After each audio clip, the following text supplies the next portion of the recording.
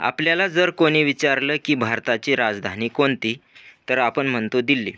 पण दिल्ली ही भारताची राजधानी नाही, तर दिल्ली हे केंद्रशासित प्रदेश आहे. या प्रदेशामध्ये 11 जिल्हे आहेत आणि त्यात नवी दिल्ली हा जिल्हा आपली राष्ट्रीय राजधानी आहे.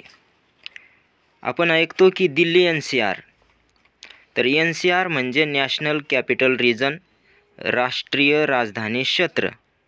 त्यात दिल्लीचे 11 जिल्हे येतात, हरियाणाचे 14 जिल्हे येतात, राजस्थानचे 2 आणि उत्तर प्रदेशचे 8 जिल्हे मिळून दिल्ली NCR बनलेलं आहे. म्हणजेच राष्ट्रीय राजधानी क्षेत्र बनलेलं आहे. त्यालाच शॉर्टमध्ये दिल्ली NCR असं म्हणतात. व्हिडिओ आवडला असेल तर लाईक, शेअर आणि सबस्क्राईब करा. धन्यवाद.